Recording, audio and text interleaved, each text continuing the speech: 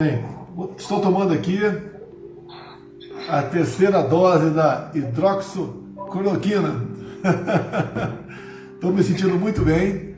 Estava mais ou menos domingo, mal segunda-feira. Hoje, terça, estou muito melhor do que sábado. Então, com toda certeza, né? Tá dando certo.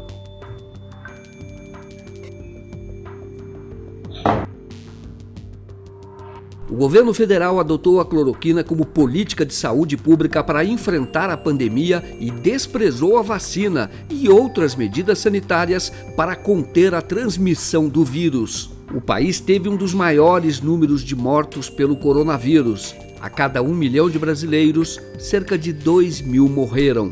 Em números absolutos, está apenas atrás dos Estados Unidos, um país com mais habitantes.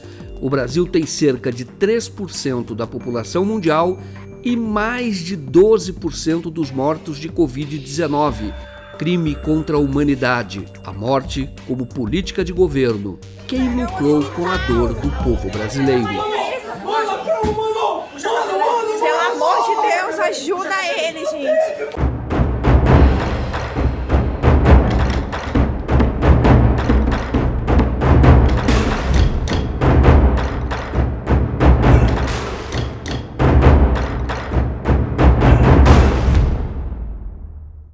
Corrupção. Bolsonaro promoveu a cloroquina enquanto publicamente desprezava a vacina. Da China nós não compraremos, né? É decisão minha. Eu não acredito que ela transmita segurança suficiente à população pela sua origem. Nos bastidores, um imunizante fabricado na Índia, a Covaxin, era negociado por pessoas do círculo de confiança de Bolsonaro, a preço de ouro. Propina, segundo o deputado federal Luiz Miranda, antigo aliado de Bolsonaro, e o irmão dele, Luiz Cláudio, funcionário de carreira do Ministério da Saúde. Luiz Cláudio contou à CPI da Covid que foi pressionado a aprovar a importação da vacina indiana. Contrato de 1 bilhão e 600 milhões de reais. O deputado levou o caso para Jair Bolsonaro, que não tomou providência alguma para apurar a grave denúncia de corrupção. O Ministério estava sem vacina e um colega de trabalho, Rodrigo, servidor, me disse que tinha um rapaz que vendia vacina e que esse rapaz disse que alguns gestores estavam pedindo propina. No sábado, por conta de que eu aleguei que a urgência era urgentíssima, devido à gravidade das informações trazidas pelo meu irmão para a minha pessoa. O presidente entendeu a gravidade, olhando nos meus olhos, ele falou: isso é grave. Não me recordo do nome do parlamentar, mas ele até citou um nome para mim, dizendo se isso é coisa de fulano, não me recordo. E falou: vou acionar o DG da Polícia Federal. E de fato, Luiz, isso é muito grave, isso está ocorrendo. Preciso muito falar com o senhor. Ele falou assim: você está vendo como é que está minha vida é uma loucura. Entra em contato com o Célio. Entra em contato com o Célio, que é meu chefe de gabinete, pede para ele agendar para você lá, que ele tenta. E eu tentei no dia 10 de junho, até hoje eu não obtive a resposta. Na mesma sessão da CPI, pressionado, ele revelou o nome do parlamentar citado por Bolsonaro. Se Vossa Excelência tiver a coragem de dizer o nome, eu posso garantir, não se preocupe com o Conselho de Ética da Câmara dos Deputados, que nenhum deputado vai ter coragem de surgir contra Vossa Excelência, contra a opinião pública, contra a massa de brasileiros que quer saber a verdade e buscar a verdade dos fatos. A senhora também sabe que é o Ricardo Barros que o presidente falou. Não era apenas negacionismo, não era apenas ideologia, mas acima de tudo, havia negociatas.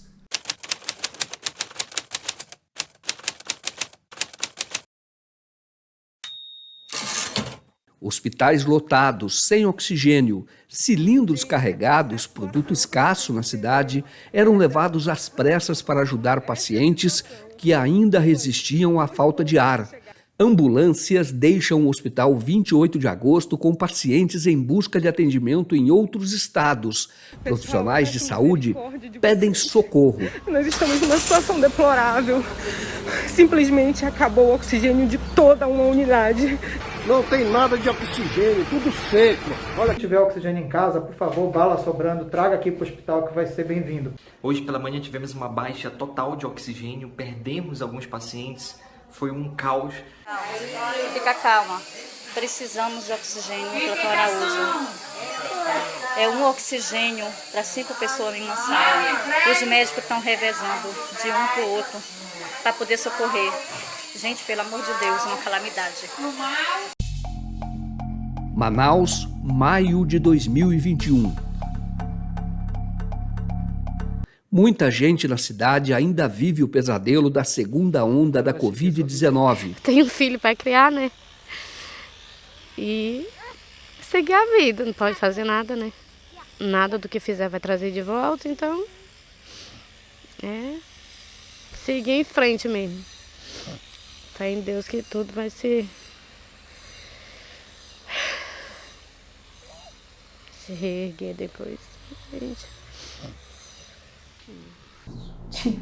Tive medo de morrer, principalmente foi assim, eu tive, na hora que estava tudo acontecendo, eu sempre achava que eu não ia acontecer nada comigo, né? Mas quando eu soube, eu já estava no hospital, já estava na enfermaria internada, que tinha faltado oxigênio, que uma ala inteira de um hospital aqui em Manaus tinha morrido asfixiada, aquilo assim me deu digamos assim, eu não sei se foi um medo que veio, né, retardado, porque veio depois, mas aquilo me chocou assim profundamente. Isso foi um dos momentos mais difíceis que eu passei no hospital. E principalmente quando eu comecei a perceber, acompanhando as notícias, que estava em crise de oxigênio, estava em falta. Naquele momento eu cheguei a temer pelo pior, pela vida dela, né? Cheguei a pensar que pudesse faltar, inclusive lá no hospital onde ela estava internada. Eu fui ao complexo que reúne o Hospital 28 de Agosto e a maternidade Dona Lindu, que entraram em colapso na segunda onda da Covid-19. Aqui foi feita uma experiência com cloroquina. A médica Michele Schechter, de São Paulo, se apresentou como voluntária, juntamente com o marido e profissionais de saúde de outros estados. Michele compartilhava na rede mensagens de Olavo de Carvalho e de políticos bolsonaristas. Era e é defensora do suposto tratamento precoce e postou na rede imagens de remédios ineficazes contra o coronavírus. Desde o início da pandemia, Michele fez experiências com pacientes, conforme contou em entrevista a militantes de extrema-direita. Na época, o ministro da Saúde era Luiz Henrique Mandetta, que já alertava para os riscos da cloroquina. Você é da opinião de que o ministro Luiz Henrique Mandetta deveria autorizar o uso da hidroxicloroquina, mesmo antes dos quadros graves? Sim, e eu acredito que ela tem que ser disponibilizada para o SUS. 10 meses depois, Michele desembarcou em Manaus para fazer uma experiência ainda mais arriscada. O experimento que se inscreve entre as piores práticas da história da medicina e que alguns compararam às experiências de Joseph Mengele na Alemanha nazista, foi feito sem o consentimento da família. Alguns dias depois, a paciente morreu. Neste vídeo, Michele induz a técnica em radiologia Jucicleia de Souza Lira, vítima nesse caso, a gravar um vídeo em que ela elogia a cloroquina nebulizada. Estou aqui com a paciente Jucicleia, nossa primeira paciente que fez a nebulização com hidroxicloroquina, protocolo do Dr. Zelenko de Nova York. Conta aí pra gente, Jucicleia, o que você achou da nebulização? Pois é, eu achei 90%. Eu estava sem falar mesmo, muita dor no peito, porque eu não conseguia falar, né, realmente. E hoje eu tô aqui, ó, tomando aqui um mingau sozinha. E pra vocês verem, ó, sem a máscara, pra mim é um 90% de recuperação total. E é isso. Manda um beijo aí pro pessoal. E um beijo e pode tomar confiante. Nebulizar. Isso. Nebulizar. Verdade. Fiquei boinha. Então tá bom. Agora eu saio dessa. Bolsonaro elogiou a experiência. Com toda certeza, porque não está em protocolo, né, da Conselho Federal de Medicina, se bem que está no CFM, abre a hidroxicloroquina para uso, não fala em nebulização, que é uma novidade, que parece que nasceu em Manaus, essa novidade. O ministro Onyx Lorenzoni, da Secretaria-Geral de Governo, também comemorou a experiência em postagem no Twitter. O que ninguém falou é que Jussicléia já estava morta quando o caso dela era divulgado como propaganda pró-cloroquina. Eu fui até a delegacia onde o caso começou a ser investigado depois que a morte de Jussicléia foi noticiada pela Folha de São Paulo. A Polícia Civil abriu um inquérito para apurar a morte de Jussicléia. A investigação corre aqui, nesta delegacia que fica no bairro pobre de Manaus. A médica, que é de São Paulo, tenta agora trancar o inquérito para não ser indiciada por homicídio. Jussicléia morava com o marido em Jorge Teixeira, é um bairro pobre e o segundo mais populoso da cidade. Jussicléia morava numa casa nesta rua, na periferia de Manaus. Eu conversei com o viúvo, o Cleison. Ele não quer gravar a entrevista, diz que quando fala, sente de novo a dor daquele período. É ele que cuida hoje do bebê. De manhã, ele lava a roupa, dá o leite e depois ele trabalha como auxiliar de produção numa fábrica perto daqui, entre 2 da tarde e 10 da noite. Nesse período, o bebê fica aos cuidados de uma conhecida que recebe por isso. Cleison já tem uma advogada. Não dá detalhes, mas garante que o caso não ficará impune. A médica Michele não quis dar entrevista e, em nota, disse que a vítima, que ela chama de paciente, recebeu o tratamento quando já estava em situação muito grave. Disse que teve o consentimento da família. Cleison, o marido, nega, e a imagem que Michele Schechter compartilhou quando realizava a experiência mostra que o estado de Jussicléia não era terminal.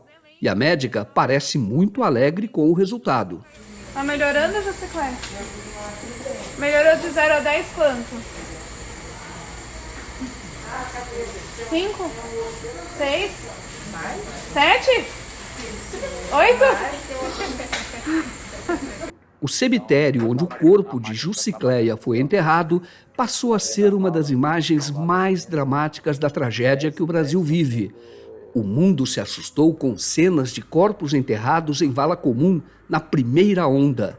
Imagens que até coveiros experientes como Ulisses não conseguem esquecer. Não, nunca.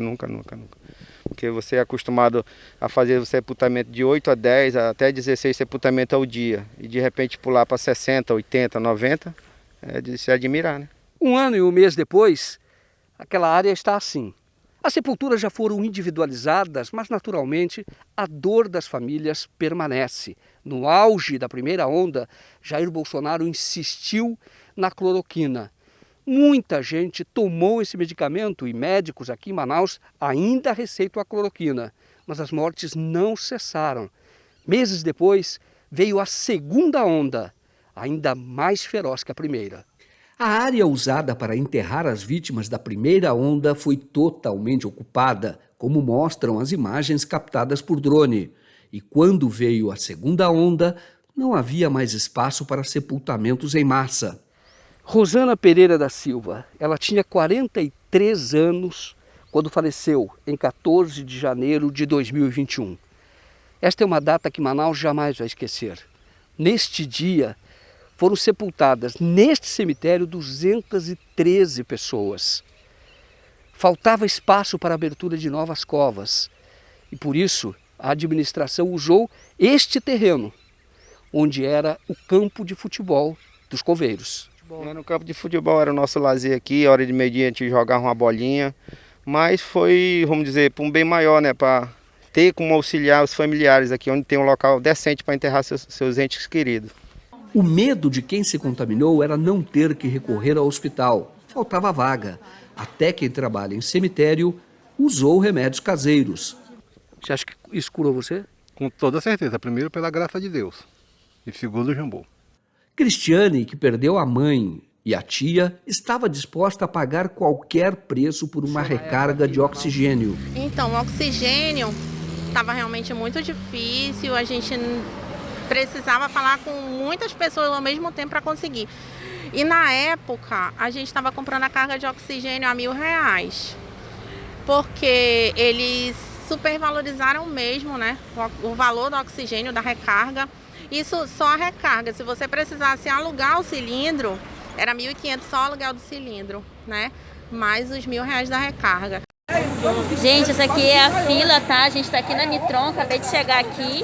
Essa aqui é a fila que tá rolando aqui pra galera tentar conseguir oxigênio, fazer a recarga. Tem gente que tá aqui desde ontem para conseguir pelo menos encher um pequeno. Tem gente que ainda não conseguiu. Esse moço aqui que tá aqui, ele disse que tá desde 8 horas da manhã, mas até agora nada. Teve gente que recorreu até a cilindro de oxigênio para a solda mecânica. Eu emprestei de um amigo meu, né, que tem oficina, né, e a gente teve que fazer um preparo, né, que é o oxigênio que ele usava no cilindro, era oxigênio para fazer solda. Enquanto isso, a médica Mayra Pinheiro, enviada pelo governo Bolsonaro a Manaus, batia na tecla de um remédio ineficaz. A capitã cloroquina, como Mayra é conhecida, pressionou os médicos para usarem o medicamento ineficaz, que levou Jusicléia à morte. Eu peço aqui a todos os secretários municipais dos 62 municípios do estado do Amazonas, a todos os prefeitos do estado do Amazonas, a todos os colegas profissionais da saúde do Brasil que nos escutam e os outros representantes dos outros estados, que adotem o tratamento precoce.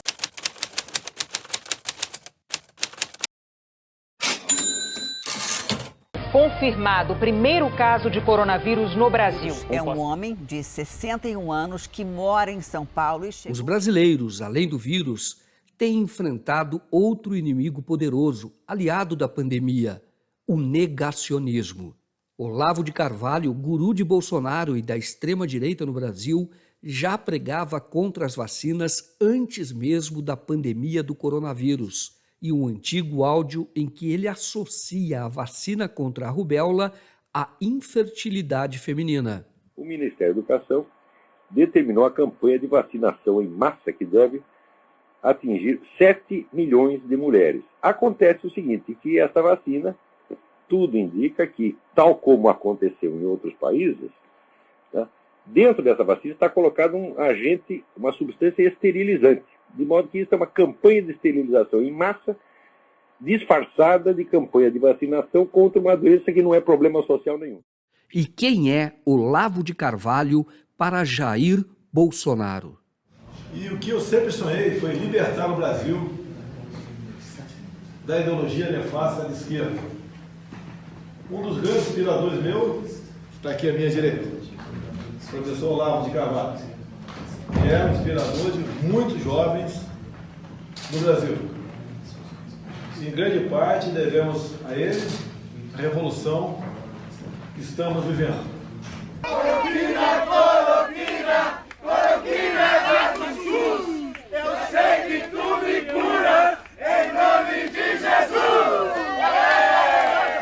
Vídeos em que ele ataca os imunizantes foram apagados, mas ainda há prints de suas manifestações anticientíficas, já no ano de 2016. Vacinas matam ou endoidam. Nunca dê a um filho seu. A posição do guru de Bolsonaro ganhou as ruas no Brasil depois que o mundo foi sacudido pela maior crise sanitária em 100 anos. Não queremos a vacina, nós temos a cloroquina. Não queremos a vacina, nós temos a cloroquina. Não queremos a vacina, nós temos a cloroquina. Cloroquina, remédio contra a malária vendido em farmácia desde 1946 nos Estados Unidos.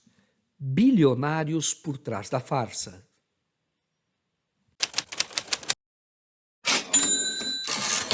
Quando a Covid avançou e obrigou os países civilizados a adotarem o distanciamento social para proteger a população e salvar vidas, a cloroquina foi apresentada como remédio milagroso. Uma ação que vai dizer que aquilo que o presidente da República está dizendo todo dia está errado. E que ninguém pode recomendar hidroxicloroquina, cloroquina ou ivermectina. Nem o presidente, nem o ministro e nem nenhum médico. Ninguém, porque isso faz mal. É o tipo de fala que só se sustenta em redes não técnicas e é uma produção ao vivo de fake news. Meias verdades, portanto, inteiras mentiras, totalmente desconectada da realidade científica. E quem deu voz ao que mais tarde se revelaria uma farsa não foram cientistas, mas homens do mundo dos negócios. James Todaro e Gregory Rigano, dos Estados Unidos, investidores de criptomoedas, publicaram um artigo em que diziam haver evidência de que a cloroquina era altamente eficaz no tratamento da Covid-19. Didier Raoult, médico e microbiologista francês, era o principal pesquisador citado. Quando Didier Raoult, que é esse sujeito pesquisador francês, que fez o estudo experimental com 42 pacientes, que metodologicamente é uma afronta à ciência, mas num momento de desespero que não tinha nada, você pode até dizer, bom, ele está lançando uma hipótese, mas isso foi lá atrás. Não tem como o senador Heinzen continuar dizendo na CPI citar o Didier Raoult. Não dá. Didier Raoult, considerado gênio no passado, passou a ser visto como grande picareta depois que um estudo na Inglaterra e outro no Brasil comprovaram que a cloroquina não tem eficácia contra a Covid-19 e coloca em risco a vida dos pacientes. Donald Trump, então presidente dos Estados Unidos, chamou Bolsonaro para um encontro no resort dele no estado da Flórida em 7 de março de 2020, quando o Brasil tinha 19 casos de Covid e nenhum óbito. Oficialmente, a agenda era para discutir a questão da Venezuela, mas o tema cloroquina ganhou impulso logo depois desse encontro. Em 12 de março, um dia depois de Bolsonaro voltar dos Estados Unidos, o Brasil registra a primeira morte por coronavírus. É uma mulher de 57 anos que estava internada no Hospital Municipal de São Paulo, Dr. Carmino Carício. Fábio Weingarten e o general Heleno testaram positivo para a Covid depois de retornarem ao Brasil na comitiva de Bolsonaro. Outras 21 pessoas que estavam no avião presidencial também testaram positivo. Os encontros nos Estados Unidos foram marcados pelo desprezo à recomendação de uso de máscaras. Em 13 de março, os empresários Todaro e Rigano publicam no Google Draft uma proposta de artigo em que consideram a cloroquina eficaz no tratamento da Covid-19. A Fox News, canal de notícias que apoiava Trump, entrevista um dos autores e ouve também um conselheiro da Casa Branca sobre o remédio. Outros apresentadores do canal também promovem o medicamento.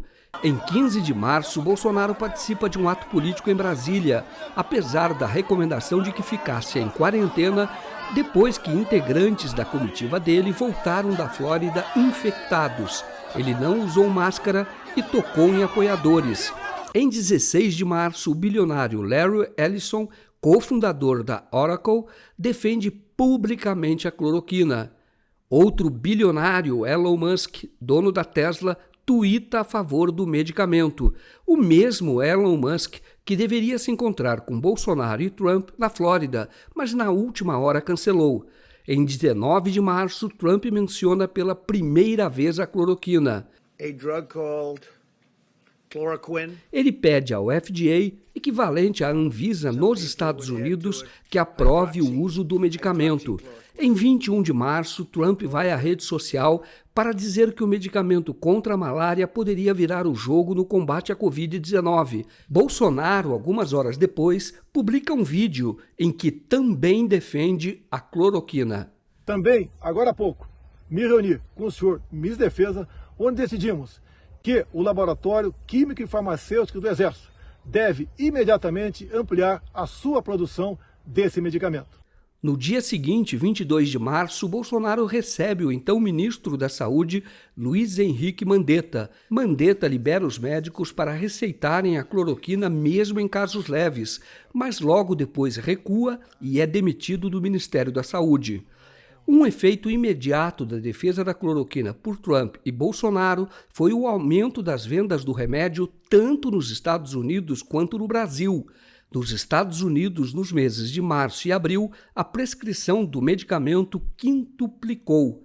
No Brasil, não há dados confiáveis, mas o senador Humberto Costa, mesmo assim, procurou levantar os dados junto às entidades que representam as farmácias e os farmacêuticos. Entre abril do ano passado e abril deste ano, as vendas de hidroxicloroquina derivado da cloroquina aumentaram 126%.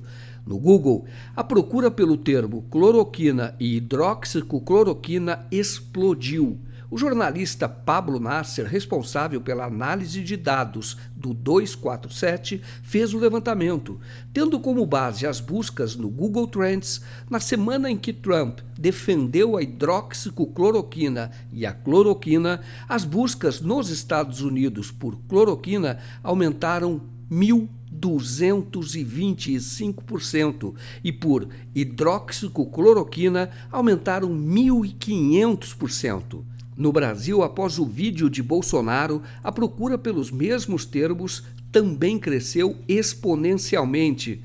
Por cloroquina, o aumento foi de 4.300% e por hidroxicloroquina, 9.600%. Então agora o único país do mundo que faz essa discussão se deve usar a cloroquina ou não é o Brasil. Eu acho essa é uma das respostas que a CPI vai ter que dar. Porque quando o povo do Amazonas está precisando de oxigênio, o povo brasileiro está precisando de oxigênio, eles optaram por cloroquina. Empresas que fabricam a cloroquina tiveram um aumento expressivo das vendas. Eu acho que muita gente ganhou dinheiro com isso, né? Que existem interesses econômicos óbvios, nós estamos investigando, essa é uma das linhas da investigação. O laboratório Apsen, do empresário bolsonarista Renato Spalletti, faturou no ano passado mais de R$1 bilhão, 17,6% a mais do que em 2019.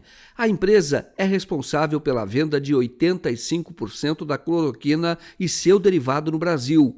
A Apsen também recebeu um empréstimo de 20 milhões do BNDES para aumentar a planta de produção, 7 vezes mais o valor recebido pela indústria farmacêutica nos 16 anos anteriores. O montante de 20 milhões de reais é parte dos 153 milhões que a empresa teve de crédito aprovado no Banco de Desenvolvimento. A Vitamedic, que fabrica a ivermectina, outro medicamento ineficaz, indicado pela rede bolsonarista, viu o faturamento crescer quase 203%. Bom, segundo o ministro Mandetta, eu não tenho conhecimento disso, mas ele disse na CPI que tem médicos cobrando uma fortuna para dar a receita de cloroquina virtualmente, né? Com certeza tem gente ganhando dinheiro com isso. Wanderson Oliveira era um dos principais assessores de Luiz Henrique Mandetta, ministro da Saúde do governo Bolsonaro, no início da pandemia. Antes mesmo de Mandetta ser demitido, ele pediu para sair do ministério onde estava desde o ano 2000, mas permaneceu até 22 de maio, um dia depois de assinar uma portaria sobre cloroquina, da qual se arrepende. Olha, eu me arrependo de ter assinado, porque ela, mesmo tendo essa compreensão do entendimento do próprio parecer do Conselho Federal de Medicina... Ele assinou o documento depois que o Conselho Federal de Medicina publicou o parecer que autoriza os médicos a receitarem o medicamento. Ela definia o uso da cloroquina para casos leves, segundo o parecer do Conselho Federal de Medicina, ou seja, ela regulamentava...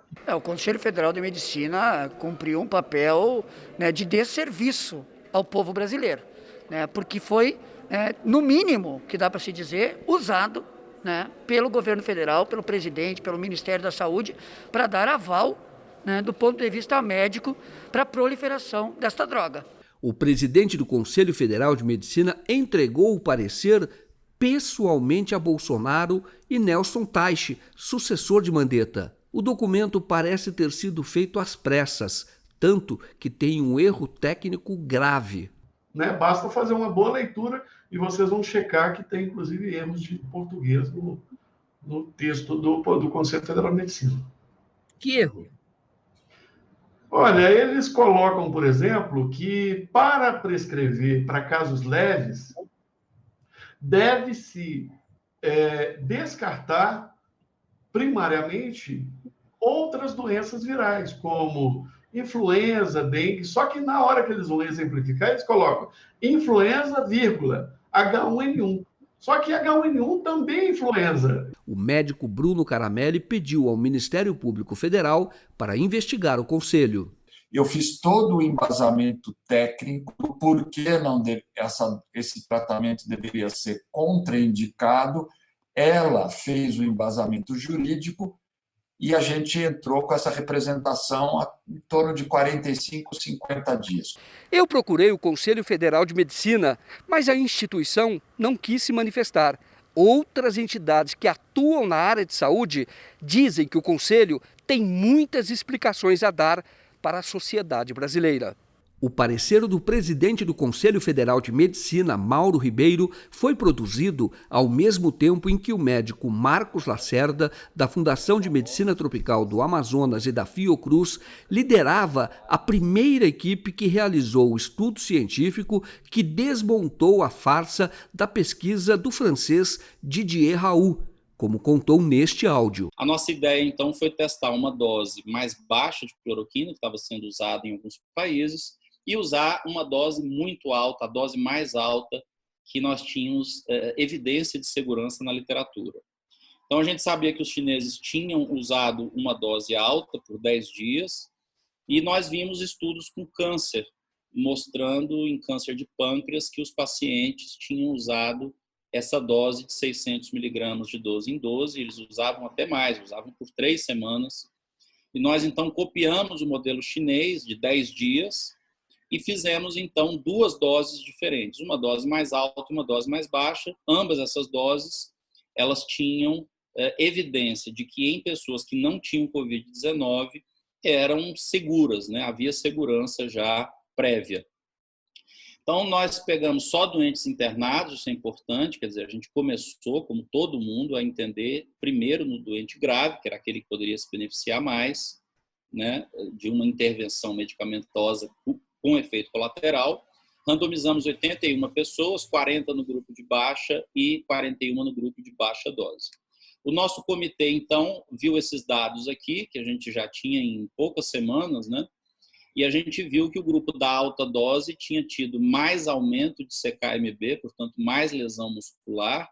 Vimos que eles tinham mais arritmia, então vocês estão vendo aqui o QTCF no eletrocardiograma, 18%, comparando com 11%, e 2 pacientes tiveram taquicardia ventricular, que são consideradas arritmias graves, né?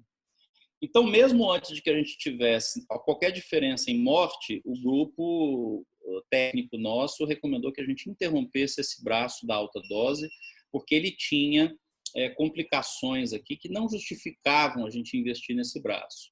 Então, esse grupo foi interrompido e nós decidimos, então, pela publicação, inclusive para advertir o restante do mundo que não adiantava subir a dose nesse nível, porque você tinha muito efeito colateral.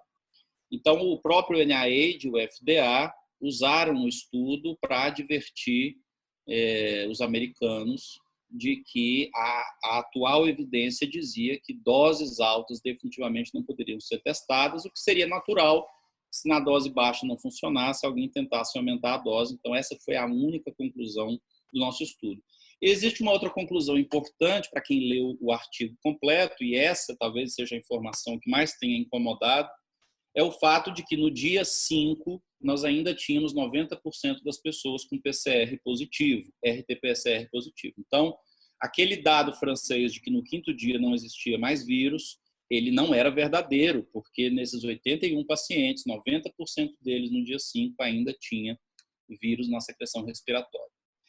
6 dos mais de 30 pesquisadores foram linchados na internet a partir de uma publicação de Eduardo Bolsonaro, que os ligava ao Partido dos Trabalhadores. O próprio Bolsonaro atacou os médicos.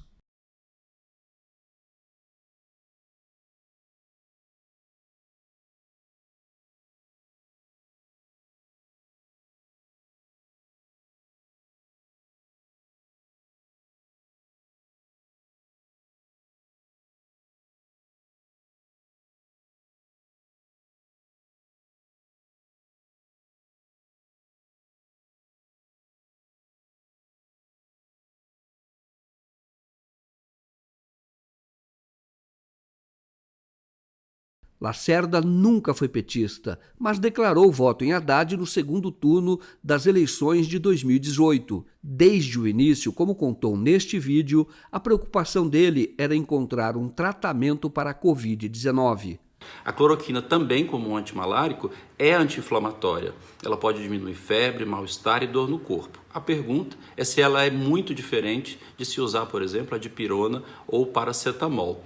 A verdade é que a cloroquina tem sido hoje pensada como uma medicação que pode evitar a evolução para formas graves, porque aparentemente para as formas já graves ela não tem qualquer utilidade, além de ser bastante tóxica. A campanha da rede bolsonarista transformou a vida dele e da família em um inferno. E a gente começa a receber nas redes sociais ameaças de morte. Ameaças muito duras, né? Do tipo, vamos matar seus filhos para você sofrer como você fez outras famílias sofrerem, sabemos onde você mora, você vai acabar igual a Marielle por causa do que você fez. Lacerda passou a ter escolta da Polícia Militar ao mesmo tempo em que respondia à investigação de norte a sul do país, sempre provocada por bolsonaristas, inclusive no Conselho de Medicina. Lacerda continua sendo perseguido.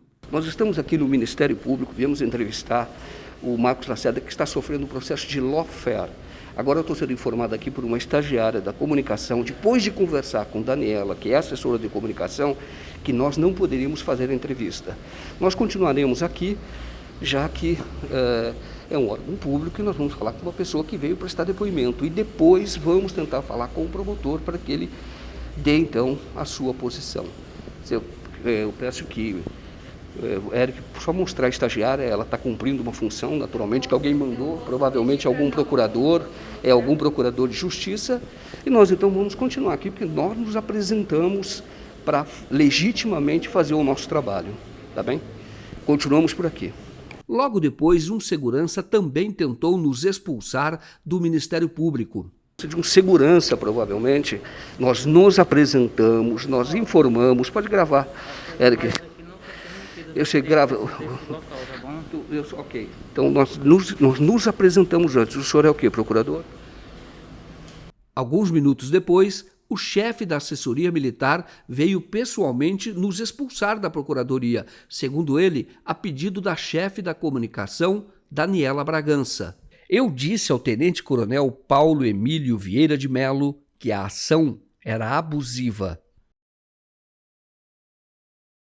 Deixamos o prédio do Ministério Público do Estado do Amazonas e, meia hora depois, o advogado de Marcos Lacerda deixou sozinho o Ministério Público. O próprio médico explicou em áudio o que aconteceu.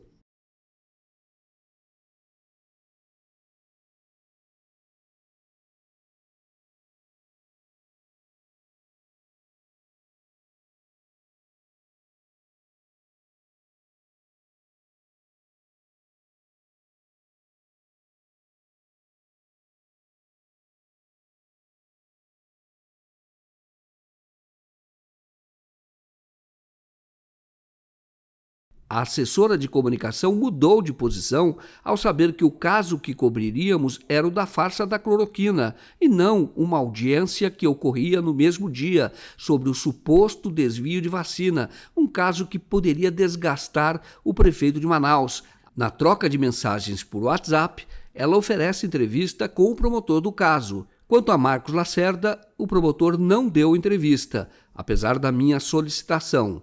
Marcos Lacerda teve um momento de glória quando retornou à Fundação de Medicina Tropical e foi aplaudido pelos servidores.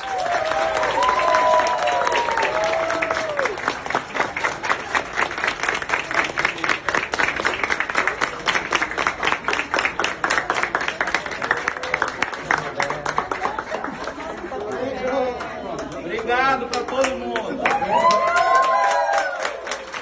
O JAMA, Jornal da Associação Médica dos Estados Unidos, elegeu o artigo da equipe liderada por Marcos Lacerda como um dos melhores de 2020. Mas aqui, ele continua sendo atacado por bolsonaristas e o senador Luiz Carlos Renzi pediu à Polícia Federal que o investigue. Houveram algumas investigações por parte do Ministério Público Federal e também, acho que o Ministério Público Estadual do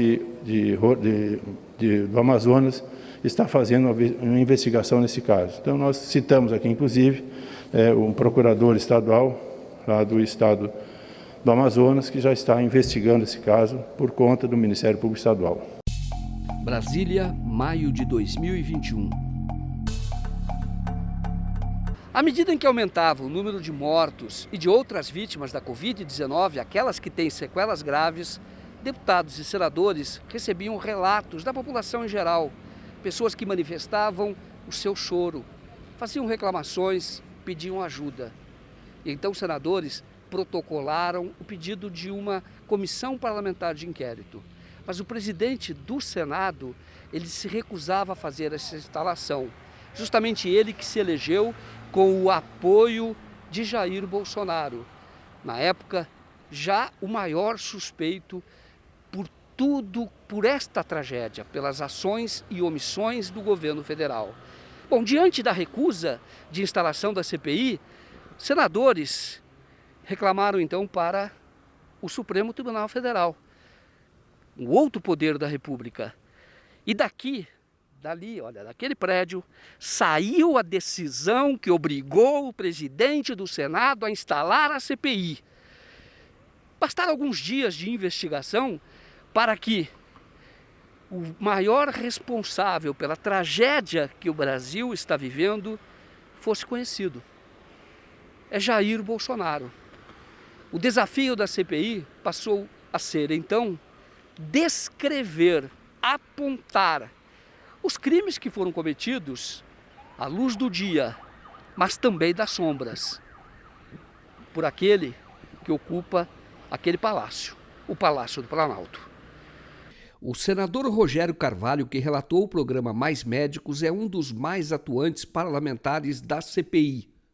Por que o Congresso, hoje, onde o governo tem maioria, está fazendo uma CPI que o Brasil inteiro está vendo, que está bastante independente até, bastante aguerrida, até com maioria que não é governista, pelo menos a gente percebe isso nas manifestações. O sentimento de compaixão e de solidariedade às famílias dos milhares de mortos que nós temos hoje no Brasil pela pandemia. O que todo o Brasil viu na CPI da Covid, ou CPI da pandemia, ou CPI do genocídio, é o resultado de um trabalho que começa muito antes, feito pelos parlamentares. Eu estou no gabinete do senador Rogério Carvalho, que foi o relator do programa Mais Médicos, esse programa que levou o atendimento de saúde às regiões mais remotas do Brasil. O senador passa o dia recebendo representantes de entidades da área de saúde e também discutindo com assessores estratégias para o enfrentamento lá na CPI da Covid. Os membros do Conselho Nacional de Saúde entregaram aos senadores um dossiê com críticas e propostas que foram ignorados pelo governo Bolsonaro. Que, obviamente, não foram seguidos pelo Ministério da Saúde, não foram seguidos pelo governo federal e que, se tivessem sido seguidos, com certeza não estaríamos na situação dramática, triste, de vidas perdidas, centenas de milhares e pessoas sendo contaminadas pelo vírus. Randolph Rodrigues foi um dos autores da proposta da comissão. A rotina dele mudou muito desde que a comissão foi instalada em 27 de abril. Acompanhamos a rotina de Randolph no segundo dia do depoimento de Eduardo Pazuello. Ele tomou café rapidamente depois de uma reunião e foi para o Congresso. Tá Não, hoje é o 15º dia da Comissão Parlamentar de Inquérito. Vamos continuar hoje os questionamentos ao senhor Eduardo Pazuello. Ele deixou muitas perguntas ao acaso ontem, sem respostas. Acho que, inclusive, criou uma figura nova, que é o que foi dito na internet não interessa para a vida real, mesmo que essas palavras sejam do presidente da República. Vamos confrontar. Eu acho estamos chegando a 440 mil mortos pela Covid-19 no país. Existem responsabilidades para isso. E o papel da CPI é apurar de quem foram essas responsabilidades. Quais foram os responsáveis por isso? Senador pelo estado do Amapá, Randolph chegou 15 minutos antes do início da sessão no dia 20 de maio. Na véspera, o ex-ministro disse estar se sentindo mal e, com a pressão alterada, deixou o Congresso, caminhando e sem dar entrevista. Randolph era alvo de ameaças por parte de bolsonaristas e do próprio Bolsonaro.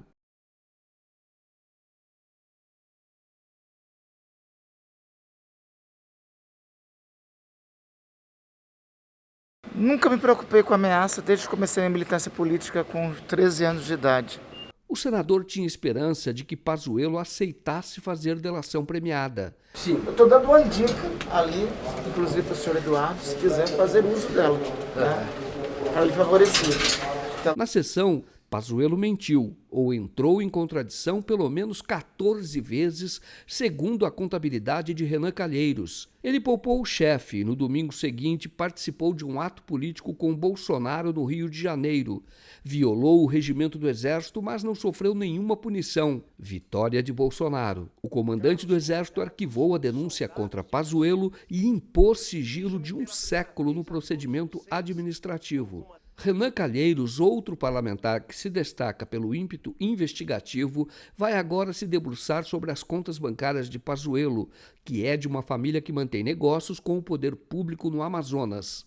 O senador, que já presidiu a casa, tem certeza de que interesses econômicos conduziram a gestão de Pazuello no Ministério da Saúde, em detrimento da saúde dos brasileiros. Renan deu entrevista diante da imagem de uma santa, esculpida pela esposa de um antigo amigo, Pedro Simon, que foi senador.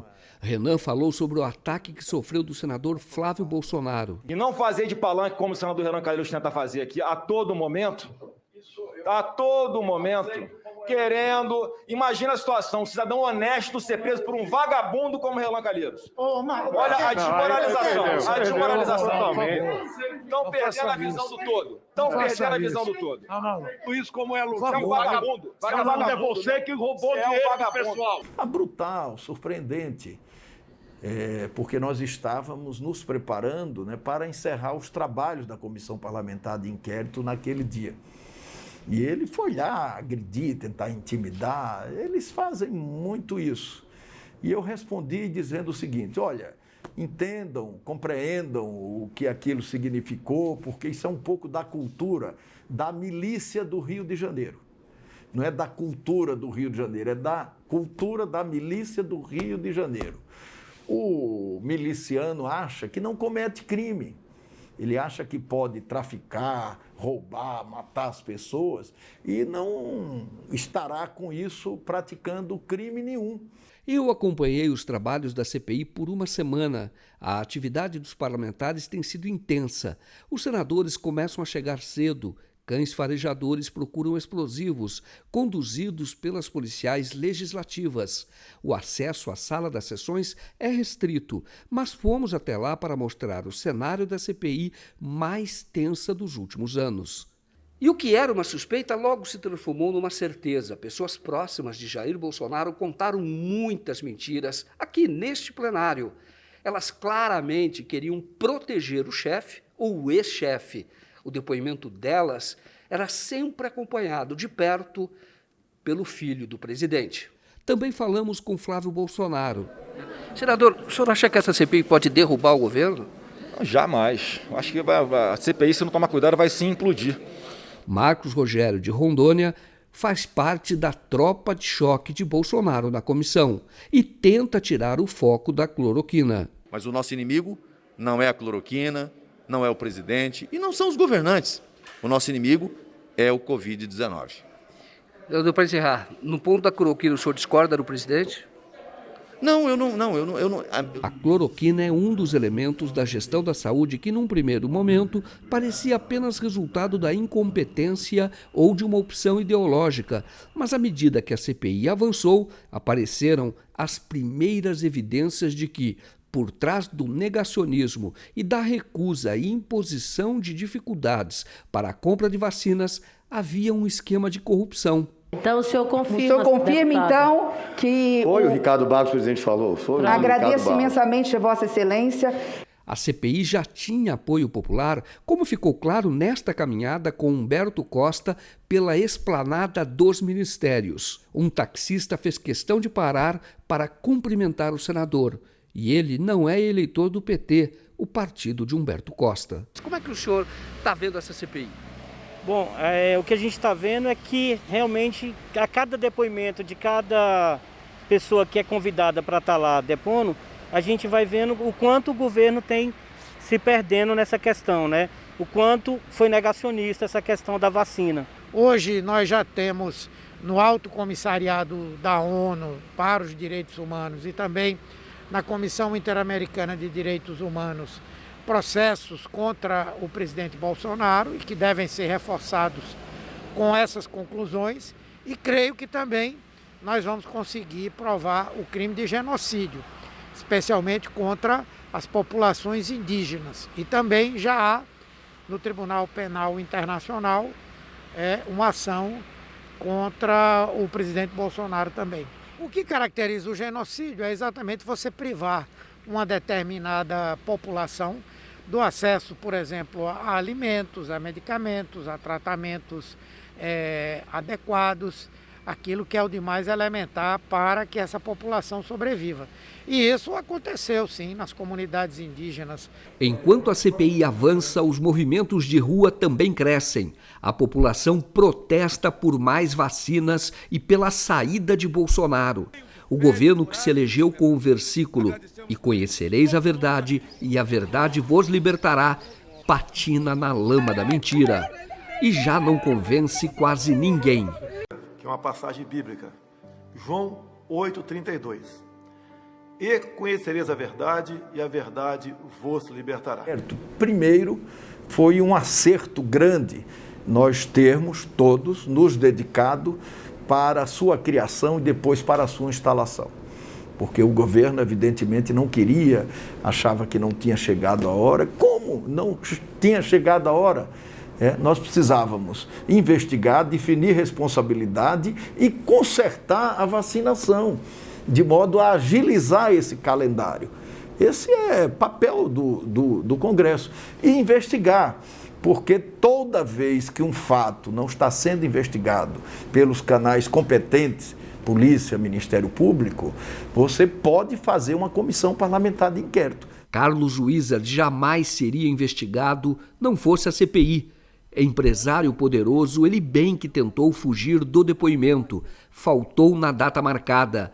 Na última quarta-feira, depois de voltar de viagem aos Estados Unidos, compareceu à comissão e foi colocado no lugar reservado aos que cometem crime contra a humanidade. Por orientação dos meus advogados e em conformidade com o decidido pelo Supremo Tribunal Federal, doravante vou permanecer em silêncio. Durante a sessão, mesmo calado, Wizard viu o vídeo em que, rindo, fala de vítimas da Covid. Gostaria de fazer uma homenagem ao prefeito da cidade de Porto Feliz, Dr. Cássio Prado. Ele é um médico e ele assumiu um compromisso com a população da cidade. São 55 mil habitantes. Em Porto Feliz, ninguém vai morrer da Covid-19. Ele preparou todo esse protocolo de tratamento inicial, precoce, que é preconizado pelo Ministério da Saúde, e ele preparou um kit. Assim que a pessoa passa a ter os primeiros sintomas da doença, imediatamente ele é diagnosticado, ele recebe esse atendimento ele recebe o acompanhamento, o tratamento, e sabe o que acontece, gente? Ninguém morreu de Covid-19 na cidade de Porto Feliz, embora tiveram milhares e milhares de pessoas contaminadas. Então, alguém vai dizer, mas Carlos, eu entrei no site do Ministério do Estado da Saúde, indica lá que teve 5 óbitos de Covid. De fato, teve 5 óbitos, mas sabe quem são os 5 óbitos? Aqueles que ficaram em casa, que não foram em busca do tratamento precoce. Seu Carlos Isidro, o meu irmão, ele morreu em janeiro de Covid. E minha família sentiu muito, ele deixou filha, esposa. E é uma coisa muito dolorida a gente ouvir isso do senhor, para quem perdeu um ente querido. Porto Feliz, junho de 2021. Carlos Wizard surfou na onda da cloroquina, mesmo não sendo médico. Ele visitou o prefeito da cidade, assim como Luciano Heng, dono da Avan. Em agosto de 2020, Wizard mentiu que não havia nenhuma morte por Covid na cidade e atribuiu a cloroquina. Wizard sempre foi contra o distanciamento social ou qualquer tipo de quarentena. Não é difícil entender por quê. Ele é dono no Brasil das marcas Taco Bell, KFC, Pizza Hut. Também possui a marca Mundo Verde. Recentemente comprou a Topper e a Rainha. Também possui as escolas de inglês WhatsApp e Number One. A escola de inglês que foi dele fez questão de divulgar um comunicado para dizer que não tem mais nenhum vínculo com o antigo proprietário e afirmou: a Wizard by Person aproveita a oportunidade para se expressar em favor da vida, da saúde e da ciência. A Carlos Wizard Martins é atribuída a responsabilidade por arregimentar médicos para defender o chamado tratamento precoce. Esses especialistas chegaram a se reunir com Jair Bolsonaro sem a presença do ministro da Saúde. O biólogo Paulo Zanotto propôs um gabinete das sombras para assessorar Bolsonaro. Presidente, o senhor tem uma tropa aqui de leões. Os leões precisam ser guiados por um leão. Gostaria de ajudar o executivo a montar o que chama de um board, que nem tem nos Estados Unidos, por exemplo, a participação de brasileiros no board americano. Da maneira que tem boards que foram feitos para resolver problemas como dengue na Singapura, que envolvem pescadores brasileiros que vocês não têm acesso. Então, de uma certa forma, meu interesse é dar ao executivo do Brasil a chance de contratar alguns que são os melhores pesquisadores do Brasil em áreas que são fundamentais para vocês poderem desenvolver coisas importantes, como se fosse um shadow cabinet. Esses livros não precisam ser expostos a, digamos assim, a popularidades, essas pessoas são destruídas pela imprensa. Porto Feliz é uma cidade que mergulhou no tratamento precoce e, ao contrário do que disse o Wizard, a mortalidade não foi menor. E os serviços de saúde na cidade estavam perto do colapso no mês de junho, como reconheceu o presidente da Câmara, aliado do prefeito, ambos médicos e defensores do tratamento precoce. Oh, que bom que passou, viu? Puta vida, você não tem ideia como é que tá lá. Você ficou essa semana ainda no hospital, mas desse final de semana para cá piorou mais ainda. O hospital está praticamente lotado só de paciente internado com Covid.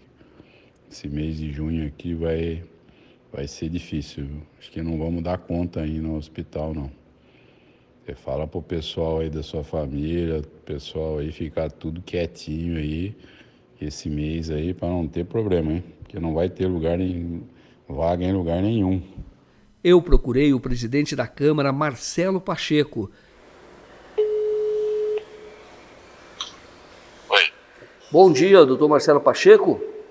É. Doutor Marcelo Pacheco, aqui quem fala é Joaquim de Carvalho, eu sou jornalista, eu sou da TV 247 e eu estou fazendo uma reportagem sobre a Covid em Porto Feliz, sua cidade. E eu gostaria de conversar com o senhor, porque eu vi um áudio do senhor falando sobre a situação dramática que vive a cidade hoje por conta dos casos. Não tem situação dramática. Aquilo lá foi um alerta que eu dei para uma pessoa, falando sobre a situação do aumento do número de casos aqui na cidade, como está no estado inteiro, né? Exato, mas aqui houve um aumento acima da média do estado. Eu já fiz essa conta, viu? E hoje, inclusive, está com dados mais, vamos dizer assim, a letalidade maior do que municípios vizinhos, o Tietê, por exemplo. Entendeu? Por isso é que eu estou falando da situação dramática nesse sentido, porque Porto Feliz foi apresentado ao Brasil todo como um exemplo no tratamento precoce, por isso tinha obtido a redução, ou teria tido, ou houve na época uma redução da letalidade, das mortes, mas isso não ocorre mais. Então eu queria saber... Como que é seu nome? É Joaquim.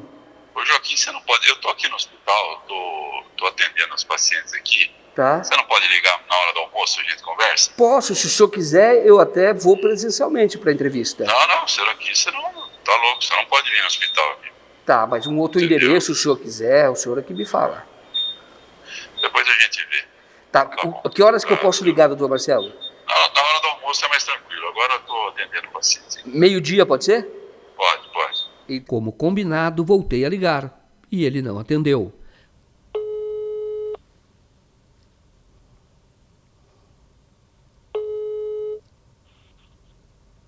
Deixe seu recado. Doutor Marcelo Pacheco, é Joaquim de Carvalho, da TV 247. Falei com o senhor mais cedo. O senhor pediu que eu voltasse a ligar ao meio-dia para continuar nossa conversa, entrevista sobre o tratamento precoce aqui em Porto Feliz, e é o que eu estou fazendo. Estou ligando, peço que, por favor, o senhor me retorne. Um abraço, obrigado. Um padre chorou ao fazer apelo à população. Por favor, queridos paroquianos, se cuidem. Cuide dos seus. Por favor, não façam aglomerações, não façam confraternizações. Não está na hora. Está sendo muito triste perder pessoas, está sendo muito triste o sofrimento de tantas famílias, tantos paroquianos que choram pela partida dos seus entes queridos. Então, por favor, queridos irmãos e irmãs, por favor, eu peço em nome de Jesus Cristo, em nome de Nossa Senhora.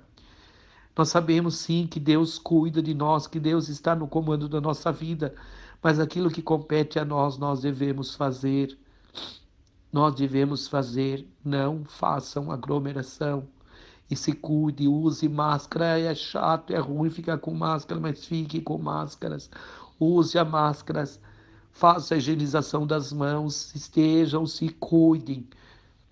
É muito triste a gente sepultar paroquianos, é muito triste a gente ver a dor de paroquianos enterrando um pai, enterrando uma mãe, enterrando um filho.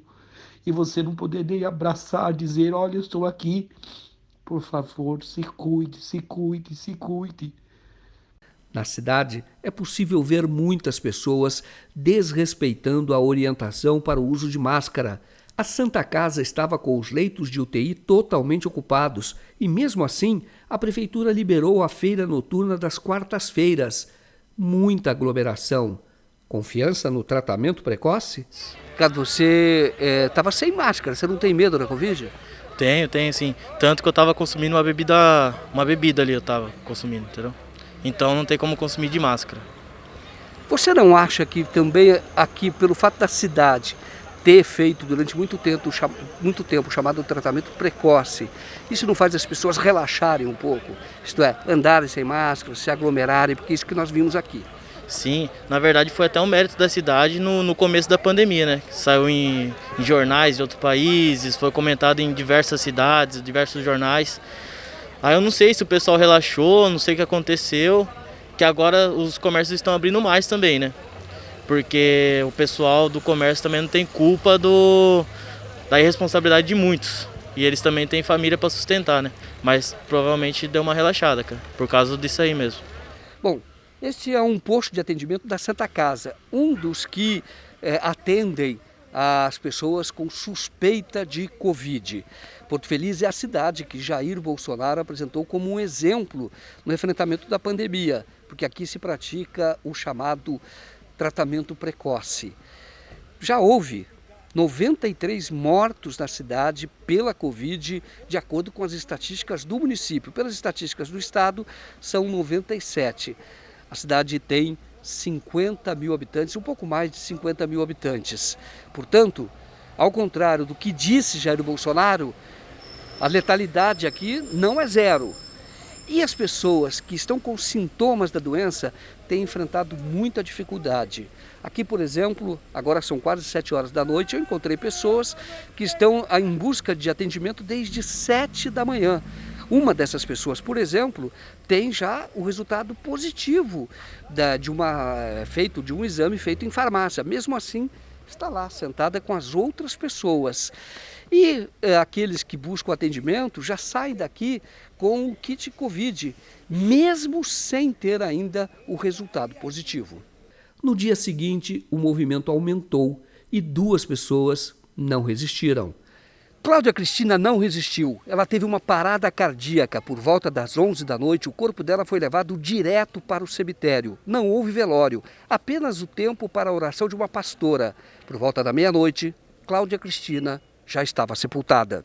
Cláudia morava na zona rural. O marido também teve Covid, mas sobreviveu. Ambos tomaram o kit Covid distribuído na Santa Casa e em outra unidade chamada de Sentinela. Quando você foi tomar esses remédios que vocês tomaram, vocês assinaram alguma coisa? Assinamos.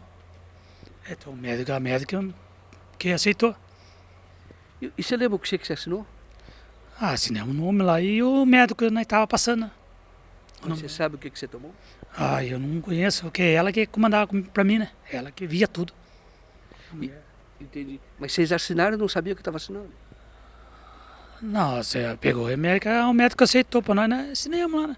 Fez a ficha, daí passei no médico, aceitou. Entendi. E ela teve parada cardíaca? Foi o que teve, né? Agora não sei direito. Foi o que deu, né? Agora não sei. Não dá para saber, né? Porque não deu para ver ela. As tendas foram montadas no início da pandemia, depois que o prefeito teve uma reunião com o Comando Regional do Exército na cidade vizinha de Itu. Você acha que a população de Porto Feliz pode estar sendo usada como uma cobaia? Eu acho que sim. O questionamento que eu fiz no começo, por exemplo, por que só nos bairros de baixa renda foi usada essa experiência? Tem uma entrevista na Veja, que nosso dossiê levantou, que ele chama o caso do Jardim Vante de experiência. Que ele, dentro de alguns quarteirões, a matéria da Veja está muito bem explicada ainda, porque tem uma imagem daí de drone que separa os bairros, eles fazem o mapeamento dos bairros onde foram, e ele chama isso de experiência, né? Então, como que você faz experiência num medicamento que ainda está em teste in vitro, não tem teste em humano, e aí você começa a fazer uma experiência num bairro de classe baixa, de uma cidadezinha de 50 mil habitantes de Porto Feliz? Por quê, né? Então, são essas dúvidas que a gente tem, que a gente quer tirar. A população, ela pode estar... Isso pode até estar atrapalhando, no nosso entender, está atrapalhando no isolamento, porque a pessoa, com essa propaganda toda que é feita em cima do kit, ela se sente segura e ela relaxa as medidas de isolamento. Uma mulher que foi tratada com o kit Covid, depois de testar positivo, diz que hoje está com problema no fígado. A senhora teve Covid, tomou cloroquina, o que aconteceu? Eu tive Covid, outro dia em janeiro, e eu tive meus sintomas não foram nada relacionados à gripe, nada relacionado a pulmonar, nada. E eu fui, porque eu desmaiei, eu fui na Santa Casa. E daí fizeram uma tomografia, né? E foi constatado que eu estava com 5% de lesão pulmonar. E já saí de lá com o kit, antes do exame comprobatório ficar pronto, antes do exame do cotonete, do PCR ficar pronto. E depois da cloroquina, eu comecei a ouvir as pessoas falarem sobre a cloroquina, o prejuízo que faz no fígado. E eu, como tinha muito enjoo, eu fui procurar o médico. E esse problema que eu tinha no fígado dobrou depois da Covid. O prefeito culpou a população pelo aumento dos casos e disse que não adotará o lockdown. Isso não tem nada a ver com o comércio, né? Você não se contamina no comércio indo comprar um sapato em 10 minutos e voltando para sua casa. Não é aí que você se contamina. Você se contamina nas aglomerações, inclusive dentro de casa. Em Araraquara, o lockdown salvou vidas. A cidade, que tem mais de 230 mil habitantes, tem uma mortalidade por Covid de 206 por 100 mil habitantes. Porto Feliz, com 53 mil habitantes, tem uma mortalidade equivalente a 226 por 100 mil habitantes. O que funciona? O tratamento precoce ou o distanciamento social? No confronto entre as duas cidades, parece não haver dúvida. No bairro mais populoso e pobre de Porto Feliz, o prefeito mandou distribuir ivermectina de casa em casa durante a campanha eleitoral do ano passado, em que ele foi reeleito com 92% dos votos. Bom dia, pessoal. Hoje estou aqui no Jardim Vante, onde a prefeitura, junto à Secretaria de Saúde, está iniciando um trabalho de distribuição de ivermectina a toda a população.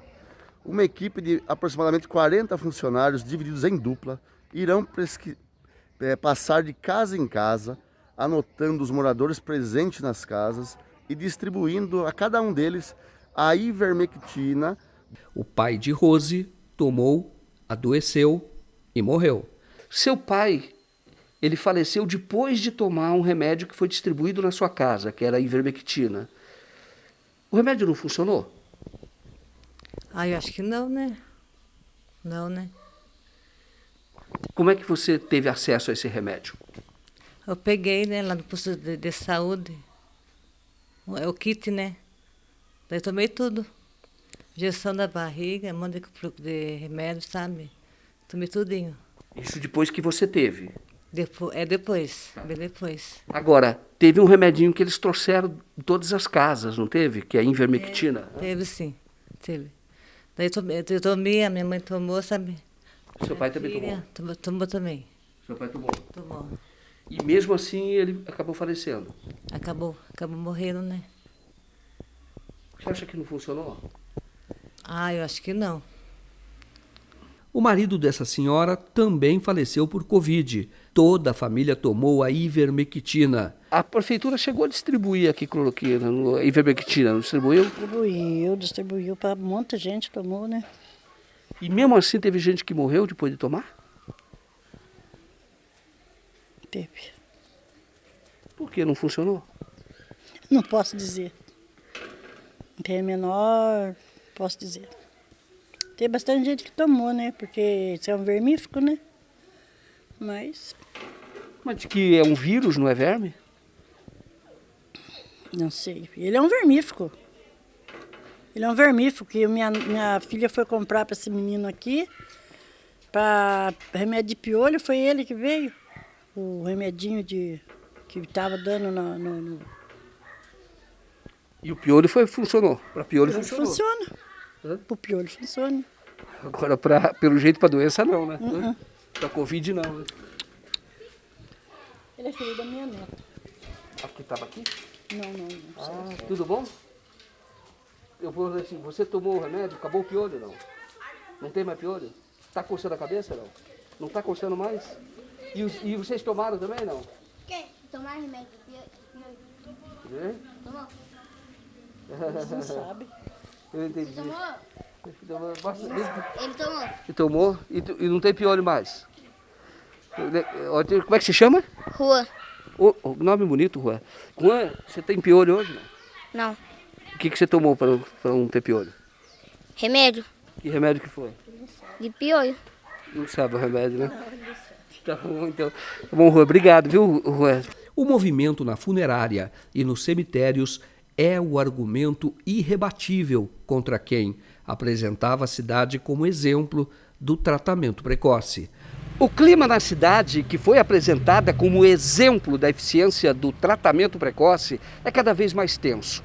Ali fica a funerária mais antiga da cidade, mas os funcionários estão proibidos de falar do assunto. E eles não são os únicos que estão seguindo a lei do silêncio. Uma vítima da Covid foi enterrada no cemitério da cidade vizinha. Dona Áurea foi sepultada neste túmulo, no cemitério de Tietê, uma cidade vizinha. Depois que ela foi entubada, há cerca de um mês, o marido faleceu.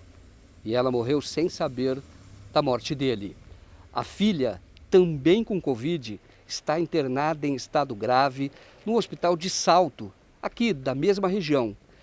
Todos eram de uma família tradicional de Porto Feliz. quantos mortos serão necessários para o Brasil conter Bolsonaro. Na CPI, já está demonstrado que, não fosse ele, o Brasil teria poupado centenas de milhares de vidas. Especialistas disseram a senadores que pelo menos 380 mil pessoas não teriam morrido. Bolsonaro zombou da dor de seus compatriotas. Eu estou com Covid.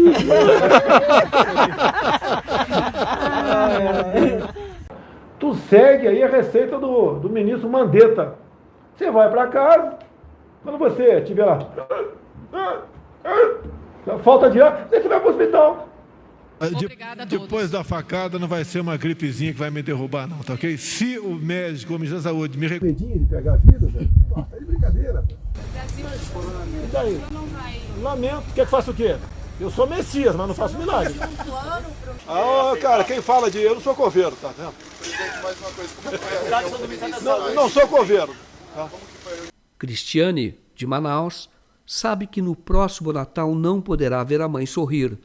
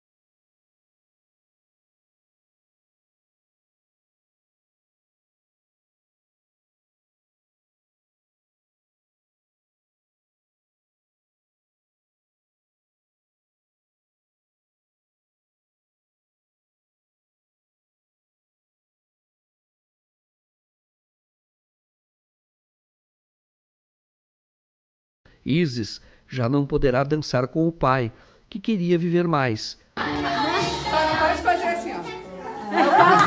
É o passinho, ele tá fazendo passinho, tá fazendo passinho. Vai fazer aquele... Eu tô gravando. Só tenho que agradecer a Deus por ter chegado até os 80 anos e continuar vivendo ainda muito mais. O jornalismo perdeu Renan Antunes. Renan tomou cloroquina quando o médico suspeitou que ele tivesse a doença. Com o rim recém-transplantado, sofreu ataque cardíaco que o infectologista Marcos Caseiro atribui ao efeito colateral da cloroquina. Quando o exame do coronavírus ficou pronto, já era tarde para Renan. Deu negativo, mas a cloroquina o tinha matado.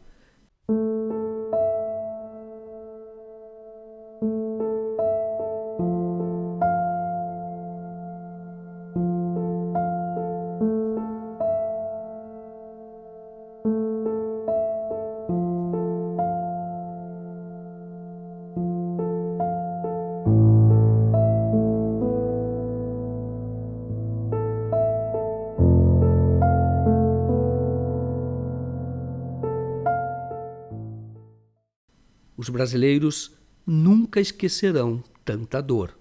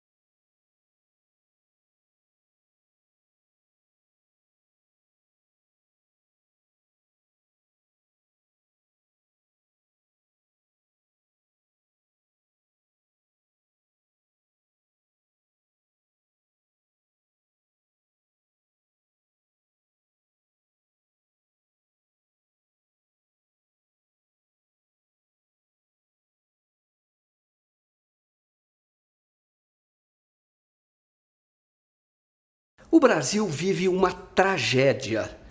Com este documentário, a TV 247 espera contribuir para que esta triste página da nossa história seja virada. Mas isto não acontecerá sem que os responsáveis sejam punidos. Jogar luz onde há sombra é a tarefa mais nobre do jornalismo. E nesse caso, ela não poderia ter sido cumprida sem o apoio de vocês, nossos patrocinadores. A todos, em nome da equipe do 247, muito obrigado.